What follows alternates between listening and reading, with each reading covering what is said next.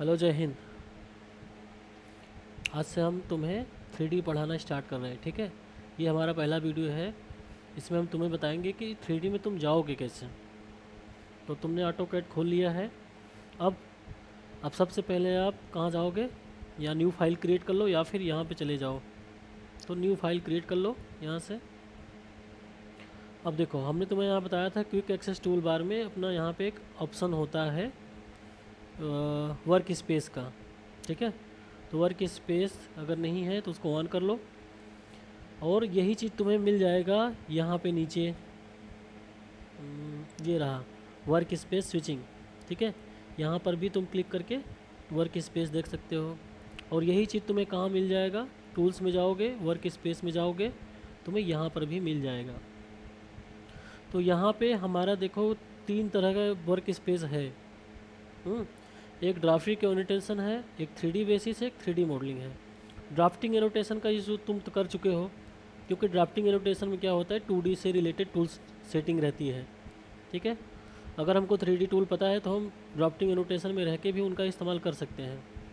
और जब आप 3D बेसिस या 3D मॉडलिंग में आते हो तो आपको यहाँ ऊपर पैनल में 3D के रिलेटेड टूल नज़र आएंगे, ठीक है। मतलब 3D के हिसाब से इन्वायरमेंट रहता है।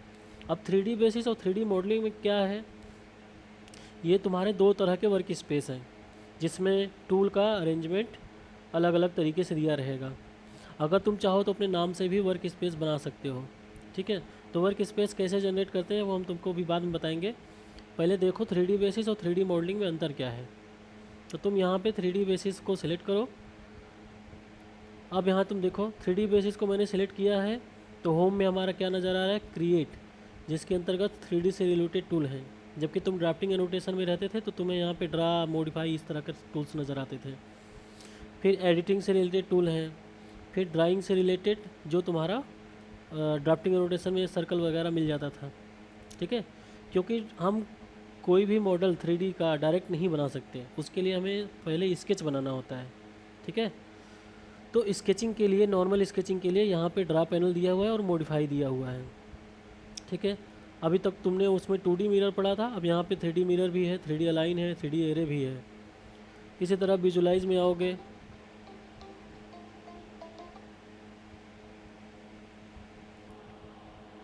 ठीक है।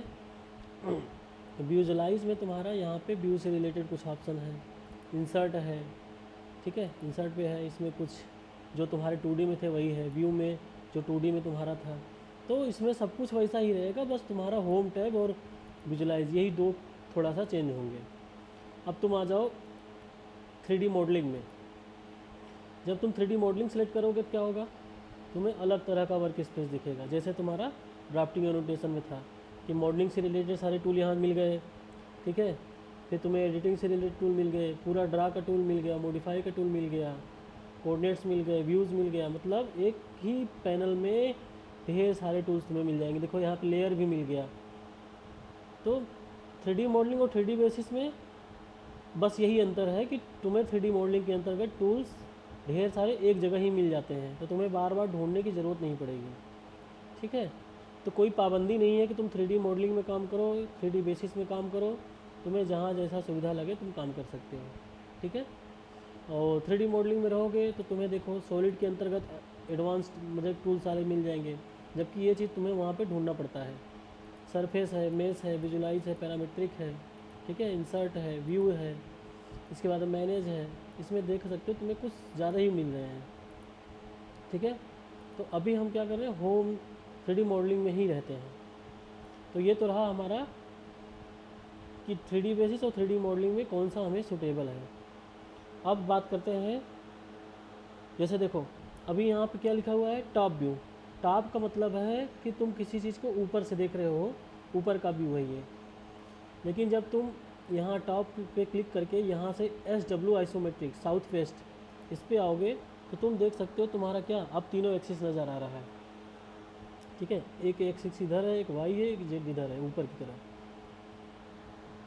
तो जब हम 2D में काम करते हैं तो हमारा टॉप पे ही काम होता है, लेकिन जब तुम 3D में काम करोगे तो तुम्हारे पास 3 प्लेन होंगे। एक तो तुम्हारा इस तरह का होगा क्षैतिज, क्यूब में पोजीशन देखो कैसी है। दूसरा हमारा क्या होगा, मान लो तुमने किया, अब टॉप का उल्टा बॉटम होता है, ठीक है। अगर तुम बॉटम करोगे और बॉटम पे जाने के बाद तुम क्या करोगे, साउथ वेस्ट करोगे, तो देखो कैसे आएगा। अब जेड एक्सिस तुम्हारा कहाँ हो गया, नीचे की तरफ हो गया, ठीक है। सरफेस हमारा कहाँ है, ऊपर है। इसी तरह अब तुम मान लो तुमने लेफ़्ट किया, तो लेफ़्ट समझो, लेफ़्ट के बाद तुम अगर गए एस डब्ल्यू आइसोमेट्रिक पे, तो तुम्हारा क्या होगा, अब तुम देख सकते हो प्लेन हमारा कैसे है, इस फेस के पैरेलल है।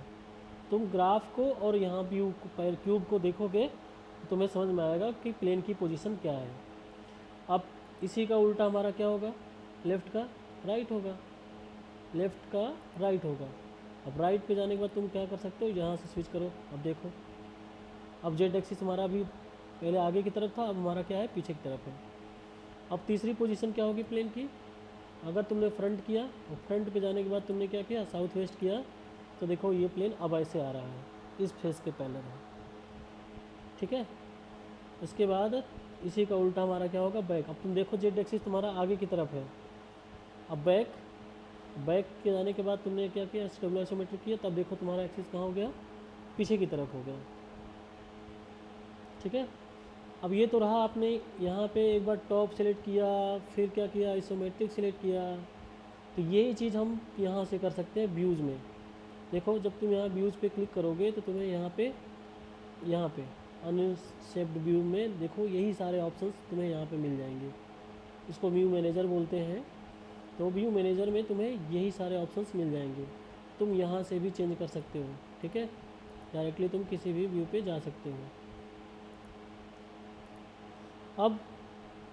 अब यहाँ तुम ध्यान से देखो, जब मैं कुछ भी यहाँ से चेंज कर रहा हूँ, व्यू कोई भी व्यू सिलेक्ट कर रहा हूँ, तो उसके साथ साथ हमारा क्या हो रहा है, ग्राफ भी घूम रहा है, ठीक है।